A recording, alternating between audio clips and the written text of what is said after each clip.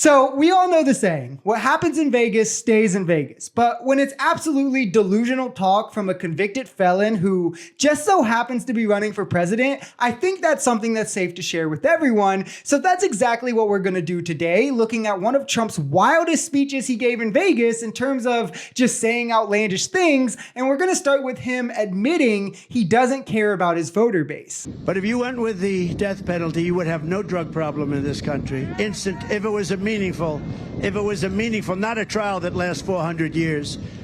Like China, I was with President Xi. I said, do you have a drug problem? No, he didn't even know what I was talking about. He's got 1.4 billion people. I said, do you have a drug problem? He goes, no drug problem. I said, how do you do that? Essentially, he said, the death penalty. We catch, they call it quick trial. They have a trial, and it's quick. And by the way, isn't that breeze nice? Do you feel the breeze? Because I don't want anybody going on me. We need every voter. I don't care about you. I just want your vote. I don't care. So I had to add some of the before he gets to admitting he doesn't care about his voter base, because when I posted this as a short, the MAGA gremlins were quick to run to the comments and say, you clipped him out of context, or that this was AI generated. Like, yes, seriously, that is the low they are stooping to cope. It's kind of crazy. But as you can see here, the context is he was first rambling about the death penalty for drugs, which, by the way, all data on the matter shows that harsh punishment is drastically less efficient than rehabilitation is for drug problems and crimes. Actually, harsh punishments increases recidivism for drug crimes. That's the likelihood you will reoffend for the same crime. So what he's saying here is complete fantasy, surprise, surprise. But then he seemingly gets distracted by the breeze before admitting that he only wants votes and that he doesn't care about those voting for him. It seems that he accidentally said something true for the first time in his life. But despite this honesty, MAGA clowns are still on the front lines to defend and vote for him, though I can't say I'm really that surprised. If a felony and sexual assault weren't enough, I don't think anything will be. Those J6 warriors, they were warriors, but they were really more than anything else. They're victims of what happened. All they were doing is protesting a rigged election. That's what they were doing. And then the police say, go in, go in, go in. Now, we're going to show you some of the clips to remind you, but for a timetable quickly, the first rioters to the barriers broke them down. The first rioters to the Capitol broke in, and this happened within a span of 30 minutes from 1:30 to 2 p.m., where the police were quickly overcame by the group. We spoke to a lady who literally was at the riots in support of Trump, actually, and she confirmed this to be true as well. But for reference, here are some clips of the peaceful protesters.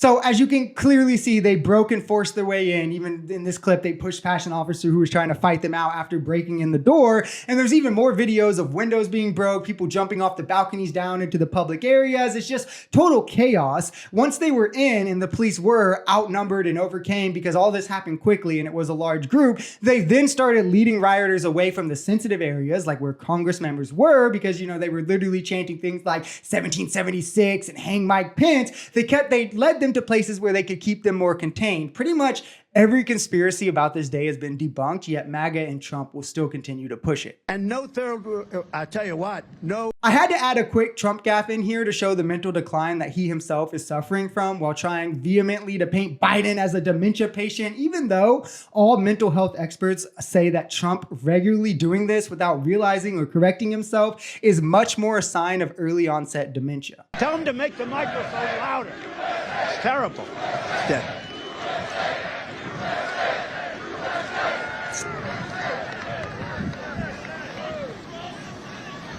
He just came up.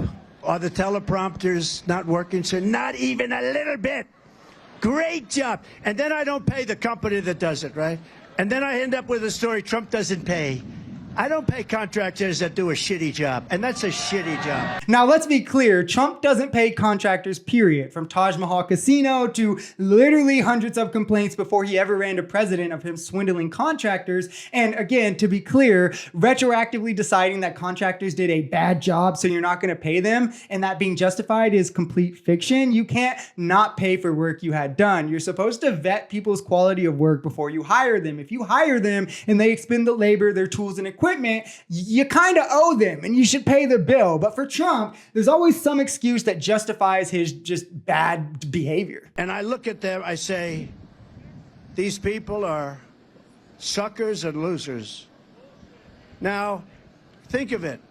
Unless you're a psycho or a crazy person or a very stupid person, who would say that anyway? Okay, well, there's this that he said about John McCain. I never liked him as much after that because I don't like losers.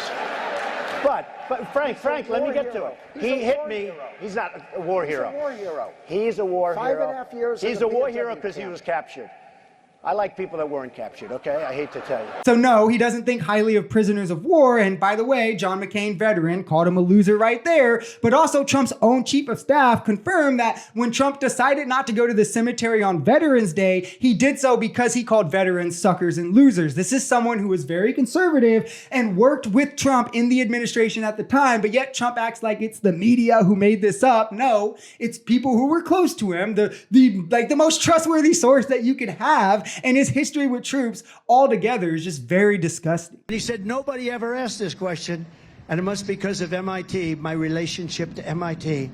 Very smart. He goes, I say, what would happen if the boat sank from its weight, and you're in the boat, and you have this tremendously powerful battery, and the battery's now underwater, and there's a shark that's approximately 10 yards over there. By the way, a lot of shark attacks lately. Do you notice that? A lot of shark. I watched some guys justifying it today. Well, they weren't really that angry. They bit off the young lady's leg because of the fact that they were not hungry, but they misunderstood who she was. These people are crazy.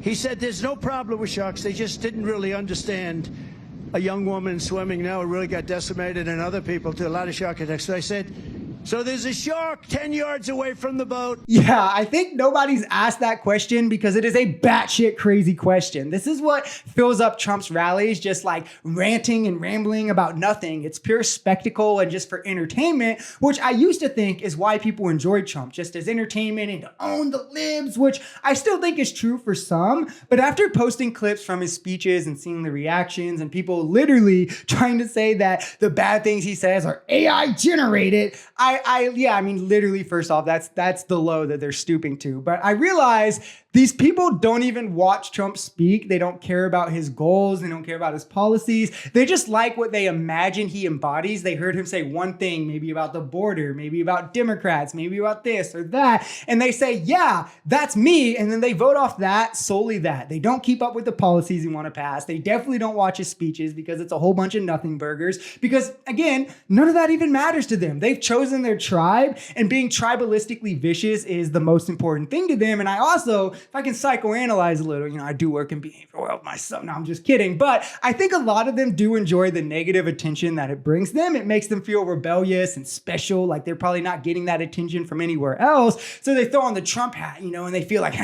I'm MAGA. Everybody's looking at me because they're woke communist Democrats. When in reality, we're kind of just laughing at you. I mean, Trump hasn't won anything in 8 years. He's never won the popular vote. He only passed one bill. He's now a rapist and a felon. Like, trust me, one, nobody fears him. That is like the weirdest talking point I hear. Nobody fears the guy who's never won a popular vote. And since he did squeak out a 2016 electoral college win, Republicans lost in 2018, lost in 2020, lost in 2022, and lost in 2023 special elections. And again, he only passed one bill while having the House and Senate and being president. So like, again, oh no, scary stuff, right? But like at the point that the man who is running to be the guy who has his finger on the nuke button is ranting about batteries and sharks because if you don't know, don't worry, nobody knows. I think it's time to have some dissonance and some real discussion and realize that he is in no way fit to be president. And honestly, never was. If you enjoyed this video, we're Social Society. We're a commentary channel influenced by politics, society, and the economy. We are pretty left-leaning on this channel, but we're open to our right-wingers as well. The biggest thing here is having conversations that get everyone to the bottom of the truth. If that sounds like something that could interest you, consider smashing that subscribe button, leaving us a like, or even commenting on this video. We even have memberships available as low as $3 if you'd want to support, because the only way we become a society is together.